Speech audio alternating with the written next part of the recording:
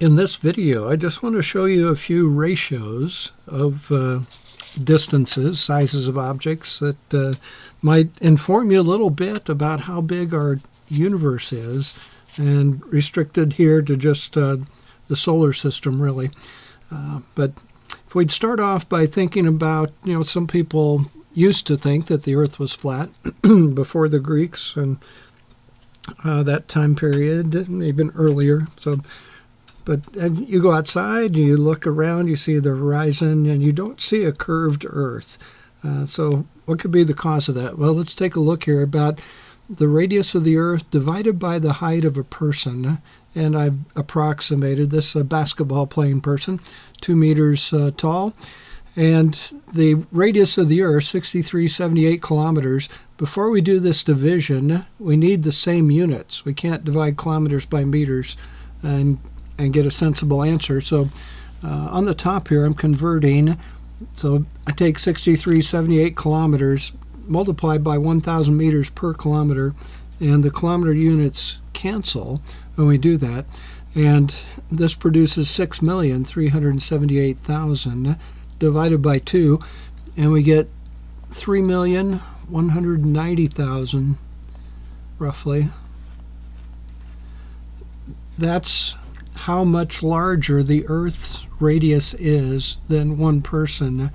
The Earth's radius is over 3 million times the size of a basketball playing human. So you could stack basketball players head to foot, and you need over 3 million of them to go from the center of the Earth to the surface of the Earth. What about the Earth and the Moon? Earth and the Moon. So radius of the Earth, radius of the Moon, and do that division. You ought to check these numbers on your own calculator. I came up with 3.7, so quite a bit more comparable. The Moon is smaller and it's less massive than the Earth. The Earth is 82 times more massive than the Moon, but it's just 3.7 times larger. The Earth is 3.7 times larger than the Moon.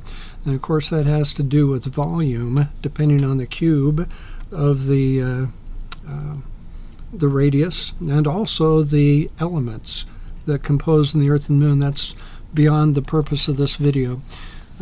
What about the average size of the Moon's orbit? The Moon's orbit's elliptical, not circular, but on average, the Moon is 3.84 times 10 to the 5th kilometers from the center of the Earth. The radius of the Earth is 6378, and you do this calculation and you get about 60. So the size of the Moon's orbit, about 60 times the radius of the Earth. If we talk about diameters, if we would try to fit Earths in between the surface of the Earth and the surface of the Moon, so roughly 30 Earths would fit in between. 30 diameters of the Earth would fit in between the separation of the Earth and the Moon. And this number 60 is important, and the study of the Moon is important to Newton in figuring out his universal law of gravitation. You should read up on that on your own. What about the radius of Jupiter divided by the radius of the Earth? Jupiter, the largest of our planets. So 71,492 kilometers for the radius of Jupiter, and you get around 11. I'm rounding off here, but around 11. Jupiter is around 11 times larger than the Earth. And radius of the Sun, finally, divided by radius of the Earth. Now I'm going to powers of 10 notation here, as I did for the Moon's orbit size, but for the radius of the Sun, 6.95 times 10 to the 5th kilometers, again divided by 6378 for the Earth's radius, and you get about 109. So the situation for the Sun and the Earth, roughly you could put 109 Earths across the diameter of the Sun. If we make this number twice as big to get a diameter, make this number twice as big to get diameter of the Earth, we still get 109 for the number here. So 109 Earths would fit side by side going across the diameter of the Sun. So a little illustration here of how big our solar system is, and especially how small humans are compared to the Earth. Ask your instructor if you have questions on this.